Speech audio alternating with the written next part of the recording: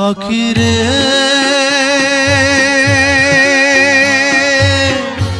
আমার দুঃখের খবর কইও পরাণ বন্ধুর কাছে।